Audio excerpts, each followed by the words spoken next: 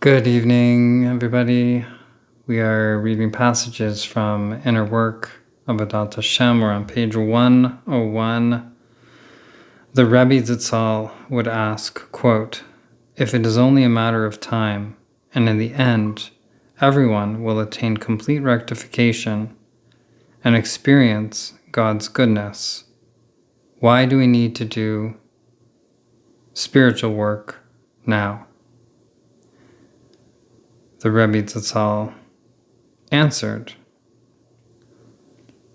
quote, when we have the opportunity to experience physical pleasure, we don't ask the same question. We don't say, it's only a matter of time, I can wait. What does it matter if I eat now or in another 12 hours?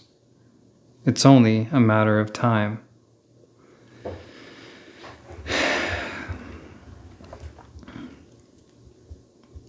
So the Rebbe, Reb Baruch, Rav Ashlag's son, he said this teaching around time. He was asked, I don't know if I said that before, the Rebbe was asked, if it's only a matter of time and in the end everyone will attain complete rectification and experience God's goodness, if everyone will come into unity consciousness, why do we need to do spiritual work for it now? If it's only a matter of time, and the Rebbe answered, when you have an opportunity to experience physical pleasure, you don't ask the same question.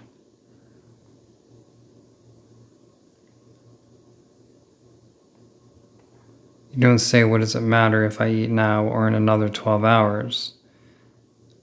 Because you're hungry. Because you're hungry for the food. Because there's a deep urge and desire in your body to eat, to go and act, to acquire what you long for. We don't say it's only a matter of time until food comes to me. So too with attaining rectification and experiencing God's greatness, coming into unity consciousness, we also should not wait for that. We should have and develop a strong urge and desire, a hunger, a deep, deep hunger for union with the divine. So much so that we would not say, what does it matter? It's only a matter of time. What does it matter if I have food now or another 12 hours or 24 hours, right? That the hunger becomes so strong inside of us that we want it now and we go for it now. The Bala Sulam writes that lack itself is the completeness. Without lack, there is no vessel to receive the supernal light. Every lack is part of the perfection. Sir Rav Ashlag wrote that lack itself is completeness. Lack itself is completeness. Why? Because without lack, there's no vessel to receive the supernal light. Right? Creation itself is a lack. It is a desire to receive because it is matter that is absent of light. It's absent of the recognition of light. So without the lack, there would be no vessel to receive the light. Without the lack, without the desire to receive, because you're lacking something, then there would be no vessel to receive the light. There'd be no thing to long for the light, to hunger after the light, to know that the light is missing. If the light was all here and it was all light, and there was no lack, then there would be no thing that was able to experience the light. It would all be light. So the lack is perfect because it allows for there to be a vessel that can thus receive and experience the supernal light. So it is itself the completeness. It's what allows the completeness to occur, for the light and the vessel to merge together, for the vessel to be filled and complete with the light. Every lack is part of the perfection. Is part of the perfection of creation, part of the perfection of God's will and the purpose of creation.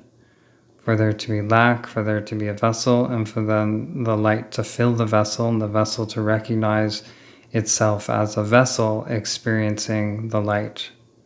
That is, according to Kabbalah, the purpose of creation.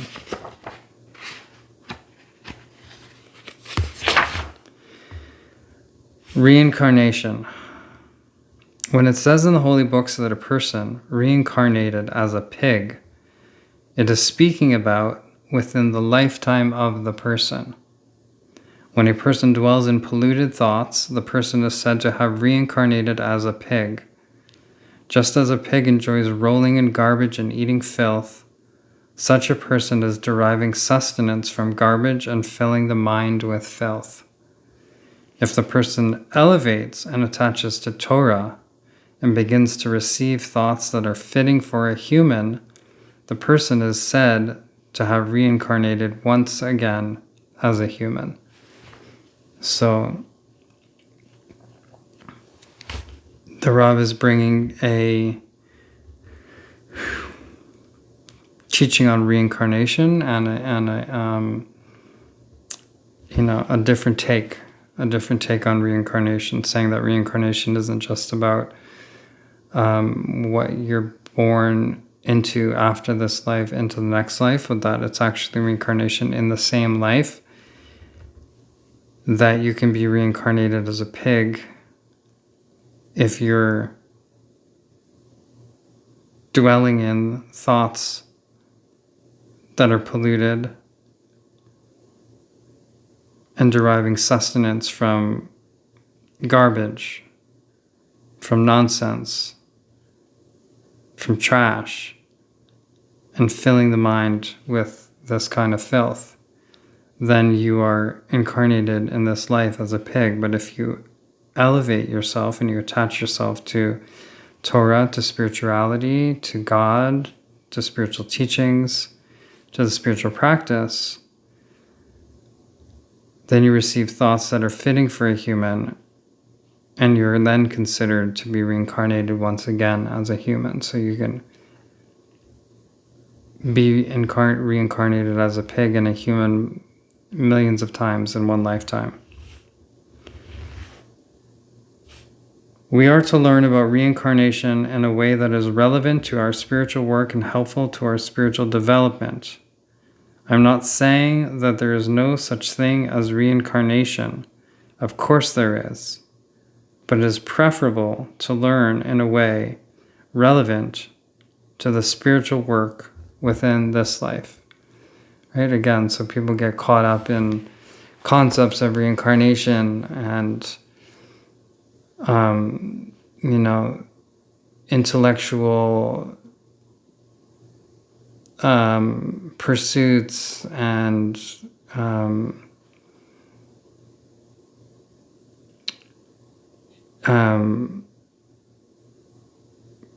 running around in intellectual entertainment around a reincarnation, concepts around spirituality. This could be any concepts in spirituality. Just kind of I'm trying to find the right words for it. Getting pleasure, intellectual pleasure from pursuing high spiritual thoughts like reincarnation. And the Rav is saying that yes, there is such a thing as reincarnation, but really what we need to be doing with those concepts is making them relevant to right now, to our spiritual work on the path right now, rather than going off into intellectualizing and fantasizing, or getting high off of intellectual concepts. Rather, we should take these concepts and make them pertinent to our spiritual work and our spiritual path right now in this very moment. Okay, have a wonderful night. We'll see you tomorrow.